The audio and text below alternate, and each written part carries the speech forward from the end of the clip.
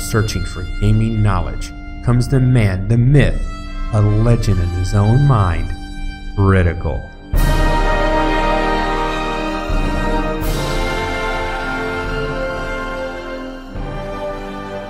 Welcome back, guys and gals, Critical here. Today I'm bringing you an updated guide to crafting and last Epoch.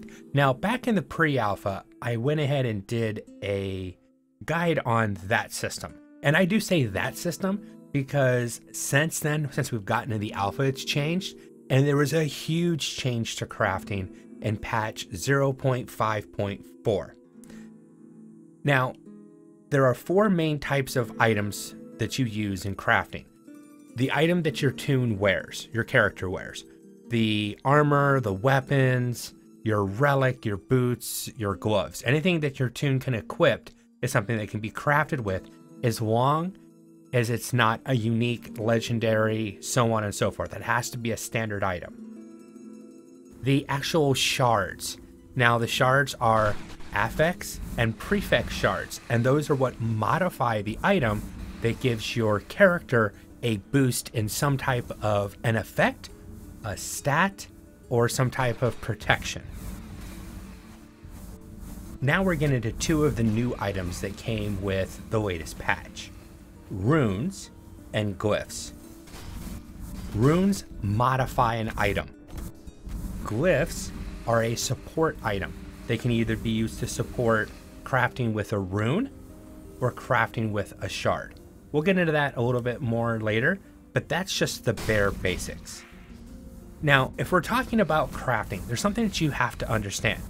No matter what you do in a crafting window, if you've put an item in that crafting window and you've placed a shard, a rune, or a glyph, anything that you're going to use to modify that item, if you hit the craft button, there's a chance that item can break.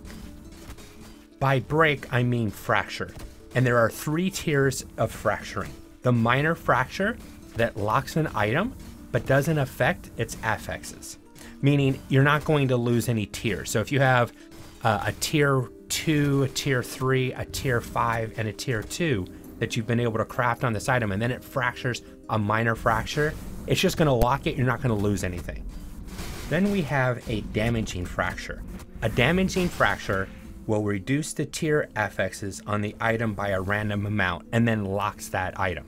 This can actually take it down to 0 in certain tiers, which means you could actually lose effects on your item. Then we have tier 3. This is a destructive fracture. It removes all affixes from the item and then locks it permanently.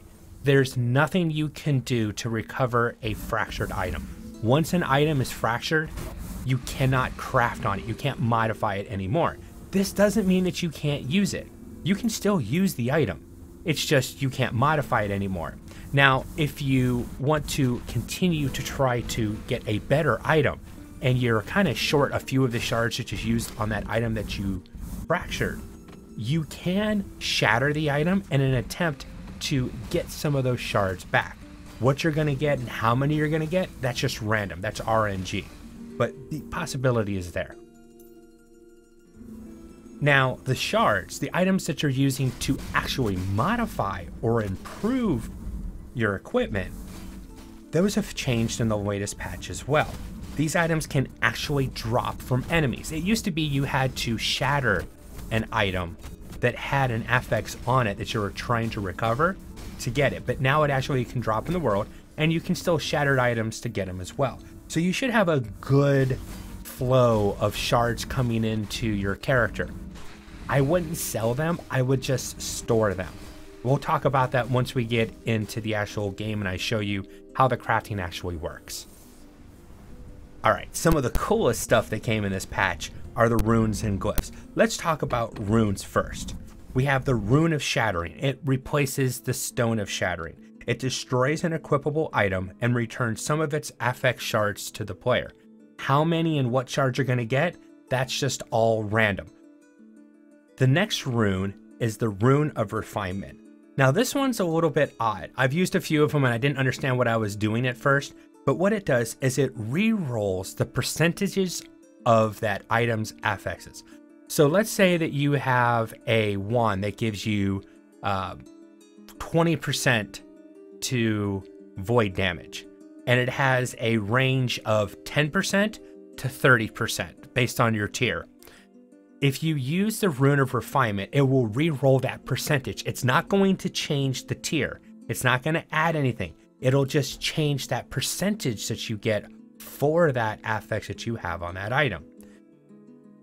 It does add 2% chance to fracture, meaning using a Rune of Refinement can still break your item. Just be aware of that. The Rune of Cleansing removes all effects on an equipable item and lowers its fracture chance to between 5 and 15. I guess I would use this item if I found a base item with the stats that I really wanted, but it had a really odd or undesirable affix applied to it. I would use this to try to cleanse the item so I can start, clean, start over again. The Rune of Removal. It removes a random affix on an equipable item and adds 2 fracture chance. Basically, you're taking a roll of the dice. I don't want to remove all of the affix on this item. I just want to remove one of them. And I'm hoping that out of the 2 that are on there, 50-50 chance, let's say, I'm going to get rid of the one that I really don't like. But it's also going to add 2 fracture chance, 2% fracture chance, meaning it can still break your item. Anytime you modify an item, it can break. But fortunately, we now have glyphs. Glyphs are used to actually support the crafting that you're trying to do. A glyph of stability makes a rune or shard add 80% less to 40% more fracture chance than usual. This gives it an element of risk, but on average, crafting with glyphs of stability will result in less fractured items. Basically, you're rolling the dice. I'm going to craft this. I'm going to roll some percentile dice. Is it going to help me or is it going to hurt me? And on the average, more than likely, it's either going to, fall right in the middle or help you. Hopefully. Then we have my favorite glyph so far, the Glyph of the Guardian. If a fracture is caused by crafting, the tier of that fracture is reduced by 1. That means if an item would have gotten a minor fracture, instead it does not fracture at all. If an item would have gotten a destructive fracture, instead it only receives a damaging fracture, preserving some of your crafting progress to that item. So it's not always going to protect you, but a little protection is better than none. All right, let's go ahead and do some crafting in the game. First off, take note of the crafting window. It has changed. There is a help button right here, and it brings up a nice window. A good area in case you're out in the world and you're trying to figure out how to do some crafting. This will give you a good rundown of all the information I've been giving you. This area shows all the shards that you currently have at your disposal in your inventory. It'll only show the shards that can be placed on an item. So if I take this ring and stick it in here, these are all the available shards, prefix and suffix, that I can apply to this ring. If I take this belt and stick it in there, the items in orange are items that I've already crafted on there and are still available. The items in white is stuff that I can add to it, and the items in gray I cannot because I have no suffix slot available. If you have an item that has a T5 on it already and you still have shards available, this movement speed, it also goes gray, but this item is now red because you can't craft on it anymore. You have maxed that item out. All right, so let's get some crafting done. This is the captain's ring. We all get one, sometimes 2. I have seen where people show that they get 2 at the beginning of the game. It has 26% stun avoidance built right onto it. So since it already comes with some stun avoidance, let's try to add stun to it. So additional stun avoidance. So we're going to add a suffix for stun, and that's straight T1 stun avoidance. So that's 34. And then how about some stun avoidance on potion use? Of course, I checked the wrong one, but that's okay. There we go. So now I've got a T2 on stun avoidance, and then stun avoidance for 4 seconds on potion use. Now something else that would be nice to add to this item would, since it's more of a defensive item, how about some protection? So put PRO in the filter and everything that comes up for protecting you will come up.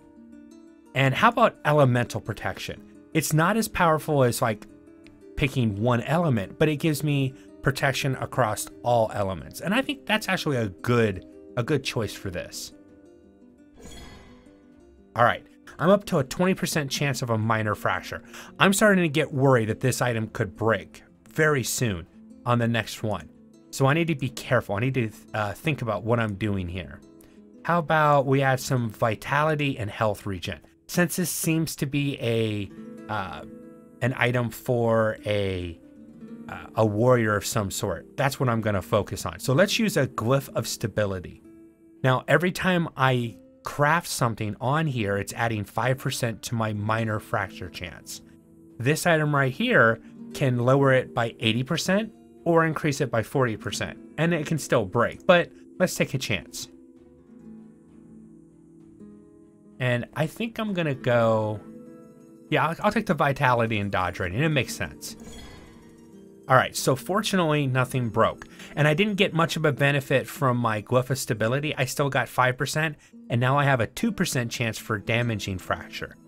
That's the one that I need to be really careful of, because the damaging fracture will hurt it. Now that I'm up to 25% for a minor fracture, more than likely the fracture I'm going to get is probably a minor fracture. Let's just hope, because I'm going to start using Glyphs of the Guardian to protect this crafting. And I want to continue on this journey I've taken. We need to max the stun avoidance. So there we go. Now I'm up to 7% chance for a damaging. And every time I do this, I'm using up one of my Glyphs of the Guardian. But I'm going to keep going. I'm see if I can get it to a T5. Ooh, now I'm up to 12% chance. This is getting dicey, but I'm hoping that I'm going to be able to get this done. Let's do it another time. All right, so I got to T5 on the stun avoidance. Now I'm up to a 17% chance for a damaging fracture, and I'm locked at 25% for a minor fracture. Now I could have used some Glyphs of Stability that it could have lowered the damaging fracture as it was going up to try to mitigate that some, but I don't, I'm, like I said, I'm more worried about it fracturing and actually breaking. If I get a minor fracture and I'm using a Glyph of the Guardian, it'll protect it. It won't break. So let's go ahead and work on that elemental protection. Oh, it fractured. Now the question is, was it a damaging fracture or a minor fracture? It was a damaging fracture, and unfortunately it locked it. Darn, I was trying to protect and that didn't happen. All right, let's try another item. Oh, before we do that, this item is still good. I can wear this item. It doesn't hurt me to wear it. It's not gonna degrade or anything like that. So I can wear it. But let's say that I found another ring and I want to try again, and I've got 5 stun avoidance on here. Let's do a Rune of Shattering, and let's see if I can get some shards back. I've got 1 shard. I only got 1, and it was on potion use. It is a crapshoot. You never know what you're gonna get. All right, let's look at this ring. This ring starts out with a minor health and elemental damage. Let's say I don't really like the elemental damage. It's not what I want. I'm gonna take a chance, and I'm gonna see, because it's 50-50, if I can get lucky and remove the elemental damage from this ring. To do that, I would have to use a Rune of Removal. Let's see what happens. Okay, it didn't break, that's good. And look at that. Now, if there is a little bug in the crafting window, it still shows the item. You can pick it up and just drop it right back in. But now I'm down to minion health. Perfect, that's what I was trying to do. Now, I can keep crafting on that one, but we've gone through that process. Unfortunately, I couldn't get what I wanted. All right, so I picked up this mace when I was coming here to actually do the crafting video. And it adds, its base stats have a 19% melee physical damage and a 29% increased melee stun. I happen to like that, but I don't really like the adds 3 melee physical damage or adds 10% chance to ignite. It does kind of fit the character that I'm playing. let's say I wanted to try to remove that. What I can do is I can use a Rune of Cleansing, and that's going to remove all the affects, and it's going to set the item to between 5 and 15% fracture chance, unless it was already lower, which it is. So this should stay at a 4% fracture chance, and I should lose both items. Let's go ahead and see what happens. Pick the item up, drop the item back in. Now this is clean. Now I can sit here and try to craft on this, because the base item was what I wanted. I just didn't like the affects that came with it. So that's the Rune of Cleansing is actually really nice to have. The last thing I want to show you guys is actually really important. When you're crafting, the base item you start with is very important. All right. If I started with a blank Captain's Ring, I have a 0% chance for it to fracture. But as I'm adding stuff to it, let me pick something, void damage. All right. I'm going up 5%. 5% again. Once I get up to, oh, it fractured. But every time I was going up, I was getting 5%. Which means if you start with a blank item, your chances of getting even a T5, let alone all T5s across all 4 affects is very difficult. What you're better off doing is try to find an item with high T levels to begin with that meet all, if not most, of what you're looking for. That's the holy grail. Fighting, let's say, all T4s and 1 T3, and they're everything that you're looking for, and even the base items got something that you really want. That would be primo. Good luck, but this is what you want to start with. And then when you're here, this is where I would use my Glyph of Stability. Right now I'm at 20% chance for a minor fracture. This is a good place to start. It can be better, but this is a good. Let's go ahead and do this. And let's buff that throwing attack damage. 24, so I saved 1% there on that one roll. Not bad, not bad. Once again, that worked out really good. 25 and 1% for a chance for a damaging fracture. All right, let's go for necrotic protection on this item. Ooh, we're up to 6% chance.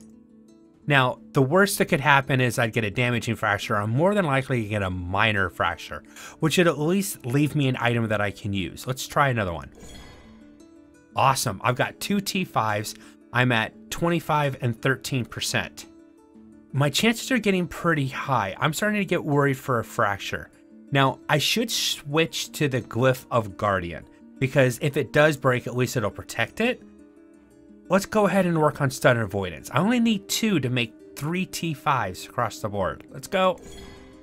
Oh, there we go. That was good. One more. Let's hope for avoid a fracture. Yes, I've got 3 T5s. Now, I only have 1 shard on me for minion dodge rating, but let's roll the dice and see what happens. Oh, there we go. Now, I can't do anything more with this item, but it's a good place to start. I have a nice ring that has 3 T5s. Most of them are what I might be looking for. I mean, you know, the throwing attack damage is really nice, but it's a much better item than what it was. And overall, I'm pretty happy with it. I hope you have enjoyed this content. If you have, drop a like, consider subscribing, and I'll catch you guys in the next one. Take it easy. Bye.